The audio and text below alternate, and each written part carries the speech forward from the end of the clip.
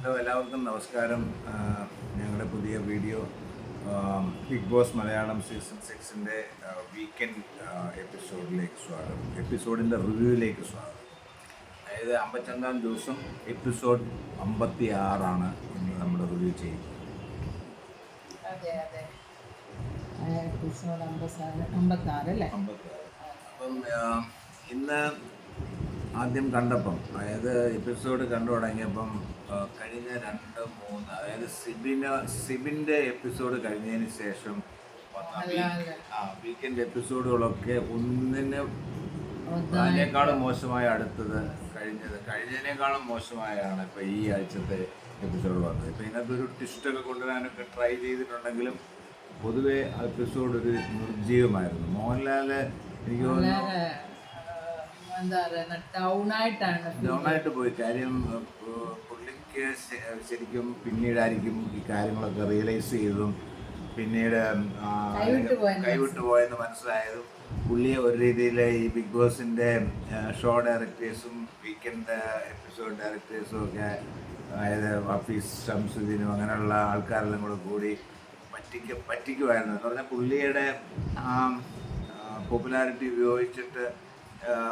പുള്ളിക്ക് അറിയാൻ വയ്യാത്ത കാര്യങ്ങളെ പറ്റി പുള്ളിയെ കൊണ്ട് പറയിപ്പിച്ച് നാണം കെടുത്തുകയായിരുന്നോ എന്നുള്ള തോന്നലുകൊണ്ടായിരിക്കാം പുള്ളി ഇപ്പം വളരെ വളരെ വളരെ വളരെ എന്താ പറയുന്നത് ഡൗണായി പോയെന്ന് പറയാം, ഒരു ജീവനില്ലാതെ. അപ്പോൾ ഈ എപ്പിസോഡിലൊക്കെ കണ്ടു കഴിഞ്ഞാൽ ശരിക്കും പറഞ്ഞു കഴിഞ്ഞാൽ ഈ സിബിന് മുമ്പും അല്ലെ വൈൽഡ് കാർഡിന് മുമ്പും, പർട്ടിക്കുലർ സിബിന് മുമ്പും ബിംബുവും നീ ഇതിനെ ഒന്ന് ചെയ്യാൻ പറ്റും. കാര്യം ഈ പ്രശ്നങ്ങളൊക്കെ തുടങ്ങുന്നത് ആ എപ്പിസോഡ് കൂടിയാണ്. അത് കഴിഞ്ഞിട്ട് പിന്നെ 2 കാര്യങ്ങളാണ് സംഭവിച്ചുകൊണ്ടിരിക്കുന്നത്. ഒന്ന്, ഇവർ അതിൽ നിന്നും കരകയറാൻ വേണ്ടി ഏതാണ്ടൊക്കെ കാണിച്ചു കൂട്ടുകയാണ്. രതീഷിനെ കൊണ്ടുവരുന്നു. രതീഷിനെ ആക്ച്വലി ഞങ്ങൾ പണ്ട് നേരത്തെ പറഞ്ഞാണ് രതീഷിനെ കൊണ്ട് നിൽക്കണമായിരുന്നു. ആദ്യത്തെ ഒരു ആഴ്ചയിൽ അയാളെ പറഞ്ഞു വിടാൻ പാടില്ലായിരുന്നു. അയാൾ നല്ലൊരു മത്സരാർത്ഥിയാണെന്നുള്ള അഭിപ്രായം കൊണ്ടല്ല, ബട്ട് ഒരു 2-3 ആഴ്ചയെങ്കിലും മിനിമം കൊടുക്കണമായിരുന്നു എന്നുള്ള അഭിപ്രായമായിരുന്നു. ഇപ്പോൾ അത് ഈ ഇതിനകത്തുനിന്ന് കൊണ്ടുവന്ന് എൻ്റർടൈൻമെൻറ്റ് ഇല്ലാതെ അതിന് എൻ്റർടൈൻമെൻറ്റ് കൊടുക്കാൻ അവിടെ ഒന്നും പാളിസായി പോവാണ്. ഒന്നും വർക്കൗട്ട് ആകുന്നില്ല. ആക്ച്വലി ഇപ്പോൾ ഈ ബിഗ് ബോസ് റിയാലിറ്റി ഷോയെ അതിനുള്ളിൽ അല്ല നടക്കുന്നത്, ഇത് പുറത്താണ് ഇപ്പോൾ നടക്കുന്നത്. കൂടുതലും പുറത്താണ് ചർച്ചകൾ ഇതിനെപ്പറ്റി നടക്കുന്നത്. അതെ അതെ. ഇപ്പം ഈ അതന്നെ ഞാൻ പറഞ്ഞത്. ഇപ്പം ഈ സിബിൻ്റെ ഇൻസിഡൻറ്റോടുകൂടിയാണ് ഇതെല്ലാം ആൾക്കാരെല്ലാം പ്രതികരിക്കാൻ തുടങ്ങിയത്. അതായത് അഖിൽമാരാർ റോബിന് പിന്നെ പല ആൾക്കാരും ഇതിനെപ്പറ്റി പ്രതികരിച്ചത്. ഇപ്പം ആക്ച്വലി 2 ചേരിയിൽ നിന്നാണ് ഈ പുറത്തെ ഇതെന്ന് പറഞ്ഞാൽ, ഒന്ന് ബിഗ് ബോസിനെ അല്ലെങ്കിൽ ഏഷ്യാനെറ്റിനെ സപ്പോർട്ട് ചെയ്യുന്നവർ, അത് എനിക്ക് തോന്നുന്നു ഏഷ്യാനെറ്റിനെ ഡിപ്പെൻഡ് ചെയ്യുന്ന അല്ലെ അവരുടെ പ്രോഗ്രാമിനെ ആശ്രയിച്ച് ജീവിക്കുന്ന കുറേ ആൾക്കാരാണെന്ന് തോന്നുന്നു അവരെ സപ്പോർട്ട് ചെയ്യുന്നത്. അതായത് അങ്ങനെ കുറേ നമുക്ക് നോക്കിയാൽ മനസ്സിലാവും അതിൻ്റെ ആ ഒരു പോക്കുന്നത്. അല്ലാതെ ഏഷ്യാനെറ്റിനെ ഡിപ്പെൻഡ് ചെയ്യാത്ത അല്ലെങ്കിൽ ഇൻഡിപെൻഡൻ്റ് ആയിട്ട് അഭിപ്രായങ്ങൾ പറയുന്ന ആൾക്കാരൊക്കെ ഇതിനെ വിമർശിച്ചു മകരുണ്ട്. അപ്പം ശരിക്കും പറഞ്ഞു കഴിഞ്ഞാൽ അകത്തേനൊക്കെ കൂടുതൽ പുറത്താണ് കളി നടക്കുന്നത് പറയാം. അതെ, ആ വീഡിയോസ് ആണ് ആക്ച്വലി ലൈവിനൊക്കെ കൂടുതലായിട്ട് ഓടുന്നത്.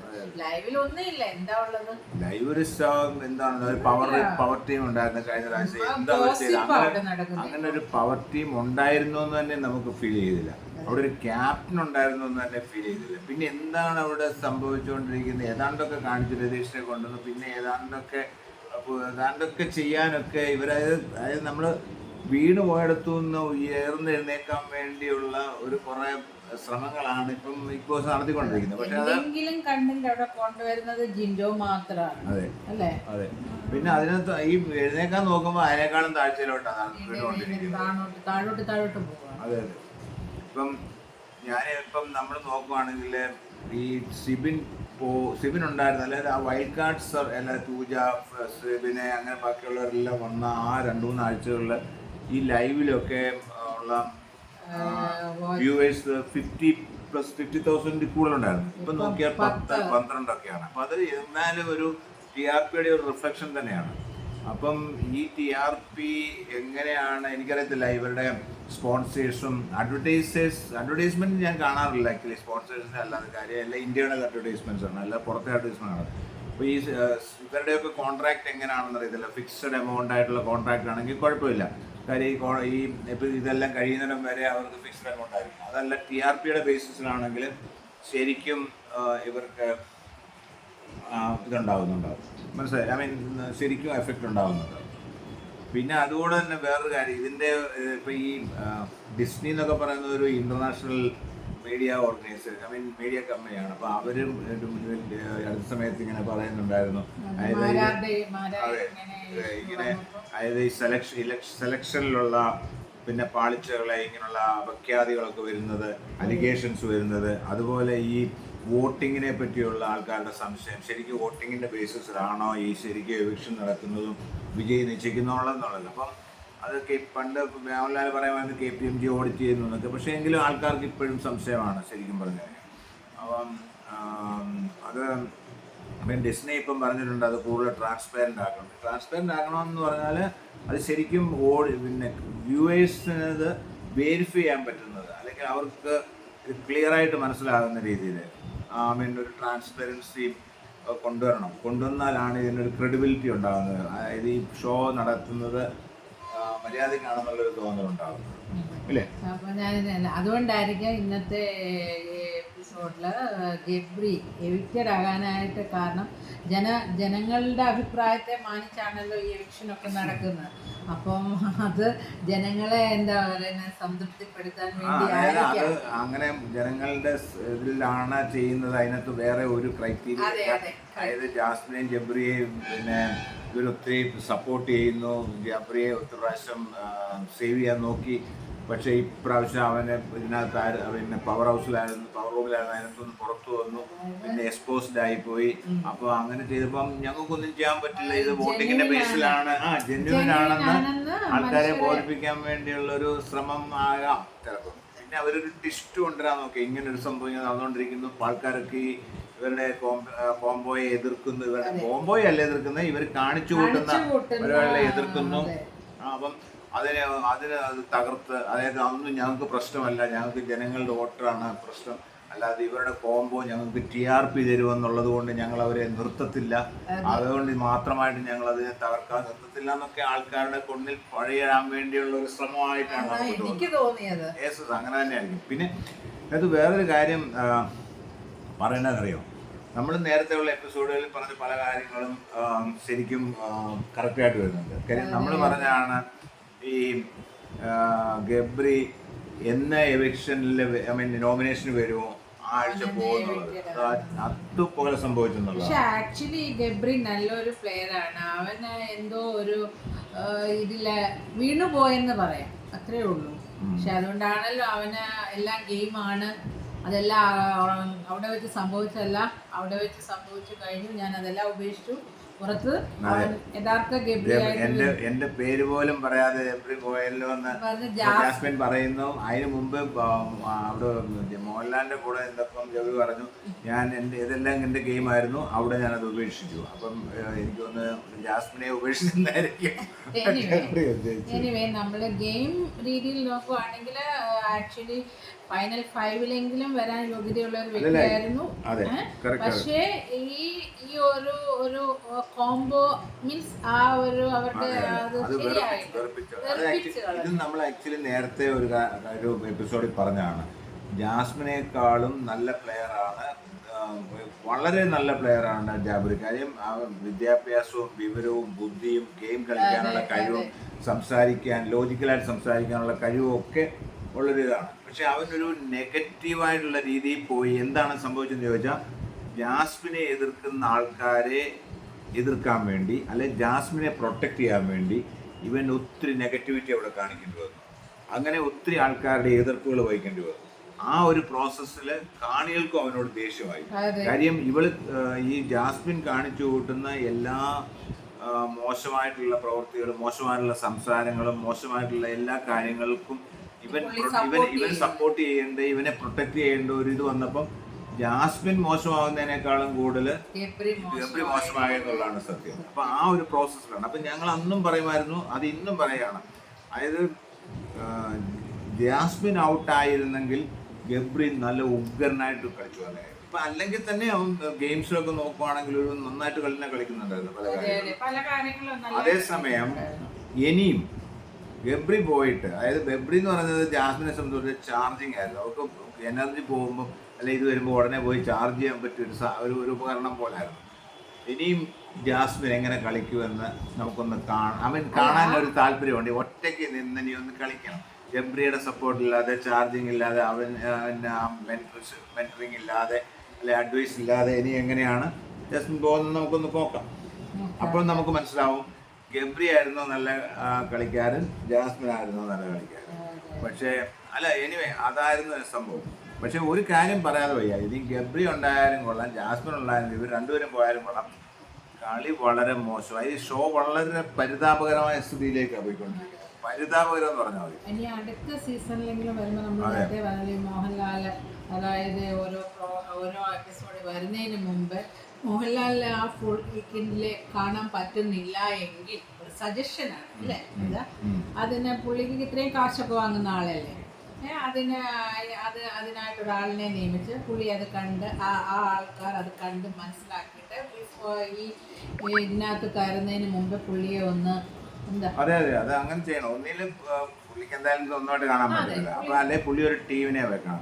അല്ലെങ്കിൽ കാര്യം എന്ന് പറഞ്ഞാൽ ഇതിപ്പോ എന്താ പറ്റുന്ന വെച്ചാൽ ഈ ബിഗ് ബോസിന്റെ ഷോ ഡയറക്ടേഴ്സും അല്ലെ എപ്പിസോഡ് ഡയറക്ടേഴ്സും ടീമും എഴുതി കൊടുക്കുന്ന പിന്നെ ഇതും പറയുന്നതാണ് പുള്ളി മനസ്സിലാക്കുന്നത് അവിടെ എന്താ സംഭവിച്ചെന്നുള്ള കാര്യം. അതിൻ്റെ പുറത്ത് സ്ക്രിപ്റ്റും പിന്നെ പ്രോംസും ടെലിപ്രോംറ്ററും ഒക്കെ ഉപയോഗിച്ചിട്ടാണ് പുള്ളി കൊണ്ട് ഈ ഷോ ചെയ്യിപ്പിക്കുന്നത്. പക്ഷേ ഒരു പരിധി വരെ പുള്ളി ബ്ലൈൻഡായിട്ടാണ് ചെയ്യുന്നതെന്ന് തന്നെ പറയാം. ഈ പറയുന്നതും പുള്ളി പറയുന്നതല്ല, പുള്ളിയെ കൊണ്ട് പറയിപ്പിക്കുന്നതാണ്. അപ്പോൾ പക്ഷേ അതിൻ്റെ റെസ്പോൺസിബിലിറ്റി എല്ലാം ഒരു പരിധി വരെ ചില ആൾക്കാർ 100% പുള്ളിയുടെ പുറത്താണ് ഇടുന്നത്. പക്ഷേ ഈ പറഞ്ഞ പോലെ മോഹൻലാൽ എന്താ ചെയ്യുന്നത്? മോഹൻലാൽ എൻഗേജിൽ മോഹൻലാലിനോട് വന്നവിടെ ആരെങ്കിലും കേൾക്കുവാണെങ്കിൽ പുള്ളിയോട് പറഞ്ഞു കൊടുക്കണം, ഇനിയും ഇതുപോലൊരു ബിഗ് ബോസ് പ്രോഗ്രാം ചെയ്യുവാണെങ്കിൽ പുള്ളി ഒരു ടീമിനെ ഉണ്ടാക്കിയോ അല്ലെങ്കിൽ ഒരു ടീമിനെ ഉണ്ടാക്കിയിട്ട് 24/7 ചില ഇതുള്ള ആൾക്കാരെ വെച്ചിട്ട് 24/7 കണ്ടിട്ട് ഇതുപോലുള്ള ഇതായിട്ടുള്ള കാര്യങ്ങൾ ചെയ്തിട്ട് ഈ എപ്പിസോഡ് ചെയ്യുന്നതിന് മുമ്പേ ഏതായാലും മോഹൻലാലിന് സ്ക്രിപ്റ്റും കാര്യങ്ങളൊക്കെ കിട്ടുമല്ലോ, എന്നിട്ട് ഈ ടീമുമായിട്ട് ഡിസ്കസ് ചെയ്തിട്ട് ചോദിക്കണം, ഈ ഇതിനകത്ത് എഴുതിയേക്കുന്നതൊക്കെ ശരിക്കും പറഞ്ഞാൽ അതാണോ കറക്റ്റ് വെർഷൻ, എന്നിട്ട് ചെയ്യാൻ പാടുള്ളൂ. അങ്ങനെ ചെയ്തിരുന്നെങ്കിലുണ്ടല്ലോ ഒരിക്കലും മോഹൻലാൽ പിന്നെ ഈ സിബിനോട് ഇത്ര മോശമായിട്ട് പെരുമാറുന്നത് അല്ല. നമ്മളിപ്പോ ഈ പറയുന്ന ഈ ഇപ്പോഴത്തെ ഒരു ഇതാണല്ലോ. ഇപ്പൊ ഈ സിബിൻ പോയാലും തന്നെ ഈ എപ്പിസോഡില്ല, കഴിഞ്ഞ മുമ്പത്തെ എപ്പിസോഡിലൊക്കെ ജിൻഡോയെ ടാർഗറ്റ് ചെയ്യുമായിരുന്നല്ലോ. അപ്പൊ അങ്ങനെയുള്ള അവസരങ്ങളെ അങ്ങനെയുള്ള ഒരു സിറ്റുവേഷൻ വരാതെ ഇരിക്കാൻ ഒരു നല്ലൊരു മാർഗമാണെന്ന് തോന്നുന്നു. ജിൻഡോയെ അവർ ടാർഗറ്റ് ചെയ്യാറുണ്ട്. പക്ഷെ അത് ഇപ്പൊ എനിക്കൊന്ന് പുള്ളിക്ക് ഒത്തിരി വോട്ടുള്ളത് കൊണ്ടും പിന്നെ ജന പിന്തുണ ഉള്ളതുകൊണ്ടും എനിക്ക് തോന്നുന്നില്ല ഇനി അത്രയും ചെയ്യുമെന്ന്. കാര്യം ഈ ജിൻഡോയുടെ ഒരു ഇതെന്ന് പറഞ്ഞാല് ജിൻഡോയ്ക്ക് ഇത്ര പോപ്പുലാരിറ്റി ഉണ്ടെന്ന് പറഞ്ഞാൽ ചില ആൾക്കാർ വിചാരിക്കുന്നത് പുള്ളി വളരെ ഇന്നസെന്റ് ആണ്, ശിശുവാണ്, ഒന്നും അറിയുന്നില്ല, പുള്ളി ഇങ്ങനെയൊക്കെ പറയുന്നു. പക്ഷെ ശ്രദ്ധനായ മനുഷ്യനാണ്. പിന്നെ ഈ ജിൻഡോ ഭയങ്കര ഇപ്പൊ ഇന്ന് തന്നെ ചില കാര്യങ്ങളൊക്കെ പറഞ്ഞതൊക്കെ ഇത് കറക്റ്റായിട്ടുള്ള ഒബ്സർവേഷൻ ആയിരുന്നു അറിയാം. അപ്പം പറഞ്ഞു വന്നത് ജിൻഡോ സപ്പോർട്ട് ചെയ്യുന്ന ആൾക്കാരെന്ന് പറഞ്ഞാൽ ജിൻഡോ ഒരു സാധാരണ മനുഷ്യനാണ്. അതിന് അധികം വലിയ വിദ്യാഭ്യാസമൊന്നുമില്ല, സംസാരിക്കാനൊന്നും വലിയ കഴിവുകളൊന്നുമില്ല, അങ്ങനെ വളരെ സാധാരണപ്പെട്ട. അപ്പോൾ ഒത്തിരി സാധാരണക്കാരാണ് ആൾക്കാർ. സാധാരണ എന്ന് പറഞ്ഞാൽ വളരെ ഒരു ഒത്തിരി വിദ്യാഭ്യാസമോ ഒത്തിരി വലിയ പോഷായിട്ടുള്ള ഇതോ അല്ലെങ്കിൽ പോളിഷ്ഡ് ആയിട്ടുള്ള അല്ലാതെ ഉള്ള ഒരു ആൾക്കാർക്ക് ഒത്തിരി റിലേറ്റ് ചെയ്യാൻ പറ്റുന്ന ആളാണ് ജിൻഡോ. അതുകൊണ്ടാണ് ജിൻഡോയ്ക്ക് ഇത്രയും സപ്പോർട്ട് കൊടുക്കുന്നത്. പിന്നെ ജിൻഡോ കണ്ടന്റും കൊടുക്കുന്നുണ്ട്. അത് ഒത്തിരി ചിലതൊക്കെ നെഗറ്റീവാണ്, ചിലതൊക്കെ വളരെ മോശമായിട്ടുള്ള ഇതൊക്കെയാണ്. പക്ഷെ അങ്ങനെയുള്ള ആൾക്കാരും ഉണ്ട്. പിന്നെ അതന്നല്ല, മോഹൻലാൽ ചോദിക്കുന്നതിനൊക്കെ അവൻ അതിനനുസരിച്ച് ബ്രെയിൻ യൂസ് ചെയ്ത് തന്നെയാണ് വർത്തമാനങ്ങൾ പറയുന്നത്, മറുപടി കൊടുക്കുന്നത്. പിന്നെ വേറൊരു കാര്യം ജിൻഡോ എനിക്ക് തോന്നുന്നില്ല ഫേക്ക് ആണ്. പുള്ളി പറയുന്നത് പുള്ളിക്ക് അവിടെ ഇത് ചെയ്യുന്നത് പുള്ളിയായിട്ട് തന്നെ റിയൽ ലൈഫിൽ എങ്ങനെയാണോ അതുപോലെ തന്നെയാണ്. അപ്പം ഒരു മനസ്സിലായി അതൊരു ഫേക്ക് ആണെന്ന് നമുക്ക് തോന്നുന്നില്ല. അതുപോലെ സിജോയും ഓക്കെയാണ്. അല്ല, സിജോയുടെ ഒരു കാര്യം, സിജോ കുറച്ചുകൂടെ നന്നായിട്ട് വരും. കാര്യം സിജോ ഇന്നലെ തന്നെ ശ്രീലേഖയും അല്ലെ മനസ്സിലൊക്കെ എന്ന് പറഞ്ഞ കേട്ടില്ലേ, ഇവിടുന്ന് പോകുന്നതിന് മുമ്പേ ഗബ്രിക്ക് മുകളിലായിരുന്നു, പക്ഷെ ഇപ്പം താഴ്ന്നു. അപ്പം അതിന് 2-3 കാര്യങ്ങൾ. ഒന്ന്, പുള്ളി പോയിട്ട് വന്ന് ഇങ്ങോട്ട് തിരിച്ചു വന്നു. പിന്നെ അത് കഴിഞ്ഞിട്ട് പുള്ളിയുടെ ഫിസിക്കലായിട്ട് ഇപ്പോഴും ഈ വായയുടെ പ്രശ്നങ്ങളുണ്ട്. അപ്പം ഒത്തിരി സംസാരിക്കാൻ പാടില്ല എന്നൊക്കെ, ഒത്തിരി ബഹളം ഉണ്ടാക്കരുതെന്നൊക്കെ പറഞ്ഞു എന്ന് പറയുന്നു. പിന്നെ രണ്ടാമത്തെ കാര്യം എന്താണെന്ന് ചോദിച്ചാൽ, പുള്ളി തന്നെ പറഞ്ഞൊരു കാര്യമാണ്, ആക്ഷൻ ഉണ്ടെങ്കിൽ എല്ലാം റിയാക്ഷൻ ചെയ്യാൻ പറ്റത്തുള്ളൂ. അതെ, അത് കിട്ടുന്നില്ല അങ്ങനെയൊക്കെ. അപ്പം പക്ഷെ പുള്ളി ഇങ്ങനെ പൊങ്ങി വരുന്നുണ്ടെന്നുള്ളതാണ് കാര്യം. സംസാരത്തിന്റെ കാര്യത്തിൽ ഇപ്പോഴും കുഴപ്പമില്ല, പക്ഷെ എനിക്കൊന്ന് കുറച്ച് ഇങ്ങനെ 1 by 1 ആയിട്ട് പൊങ്ങി വരുന്നുണ്ടു എന്നാണ് എൻ്റെ ഒരു ഇതാണ്. വരണം. ശരിക്കും പറഞ്ഞു കഴിഞ്ഞപ്പോൾ സിജോ ഒന്നുകൂടെ പുള്ളിയുടെ ആദ്യത്തെ ലെവലിലേക്കെങ്കിലും വരിക, ജിൻഡോ ഇങ്ങനെ നിൽക്കുക, അതിനിടയ്ക്കൂടെ ആക്ച്വലി സിബിനെ കൂടെ തിരിച്ചു കൊണ്ടുവന്നു കഴിഞ്ഞാൽ, എനിക്കറിയത്തില്ല പൂജയ്ക്ക് വരാൻ പറ്റുമോ, പൂജയ്ക്ക് ആരോഗ്യമായ പ്രശ്നം കൊണ്ട് വരാൻ പറ്റത്തില്ല. അങ്ങനെ വരുവാണെന്നുണ്ടെങ്കിൽ കളി ഒന്നുകൂടെ കൊഴുക്കാനുള്ള സാധ്യതയുണ്ട്. അല്ലെങ്കിൽ പിന്നെ വലിയ ബുദ്ധിമുട്ടാണ്. ഇപ്പം ഈ ജിൻഡോയും സിജോയും 2 പേരും കൂടെ കളിച്ച് എന്ത് ചെയ്യാനാണ്. അപ്പം അങ്ങനെയാണ് ശരിക്കും പറഞ്ഞു കഴിഞ്ഞാൽ ഈ കണ്ടന്റിന് സായി ഇതായി പോയി. സായി എനിക്കറിയത്തില്ല ആദ്യം മുതലേ ഹെൽത്ത് ഇഷ്യൂ ആയതുകൊണ്ടാണോ പുള്ളി ഇങ്ങനെ ആയത് എന്ന് എനിക്കറിയത്തില്ല. പക്ഷെ ആൾക്കാർക്കൊരു പ്രതീക്ഷ ഉണ്ടായിരുന്നു. പക്ഷേ സായിൽ നിന്നും ഒന്നും കിട്ടുന്നില്ല. ചുരുക്കി പറഞ്ഞാൽ ജബ്രികൾ പിരിഞ്ഞു. ഇനിയും പുതിയ ഇനിയും അത് കഴിഞ്ഞിട്ടുള്ള ഗെയിമുകൾ വേറെ രീതിയിലായിരിക്കും. ജാസ്മിൻ ഒറ്റയ്ക്കും, ഇനി ജാസ്മിൻ ഇനി അടുത്ത ആരെങ്കിലും പാർട്ട്നേഴ്സ് അല്ലെങ്കിൽ കോംബോയെ ഉണ്ടാക്കുമോ അതോ എങ്ങനെയാണെന്നും നമുക്കറിയത്തില്ല. അതോ ഇനിയും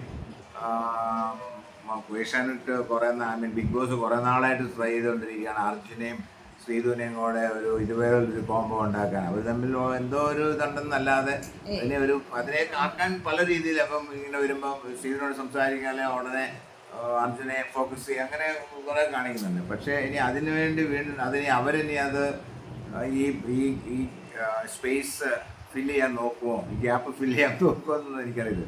പക്ഷേ ഇനി ഒരു കാര്യം പറയാം, ബിഗ് ബോസ് ഷോ കാണാനുള്ള ഒരു താല്പര്യം നഷ്ടപ്പെട്ടു, ലൈവായിട്ടൊക്കെ കാണാനുള്ള ഒരു താല്പര്യം നഷ്ടപ്പെട്ടു എന്നുള്ളതാണ്. പിന്നെ ഞങ്ങൾ എപ്പോഴും പ്രതീക്ഷിക്കുന്നത് ശരിയായി വരുമായിരിക്കും നാളെ ഉണ്ടാവും എന്നൊക്കെയാണ് നോക്കാം. ഇനിയിപ്പം നോക്കാനുള്ള ഇതാണ് ഈ പുതിയ സിറ്റുവേഷനിൽ എങ്ങനെയാണ് കളി മുന്നോട്ട് പോകുന്നത്. പിന്നെ അതുപോലെ വേറൊരു കാര്യം നമുക്ക് നോക്കാനുള്ളത്, ഇനിയും നാളെ ഇനി ആരാണ് പോകുന്നത് എന്നുള്ളത്, അതൊന്ന്. പിന്നെ രണ്ടാമത്തെ കാര്യം, ഈ ഋഷി എന്തായാലും രക്ഷപ്പെട്ടു. അപ്പോൾ ഋഷി തന്നെ ആയിരിക്കും ക്യാപ്റ്റൻ.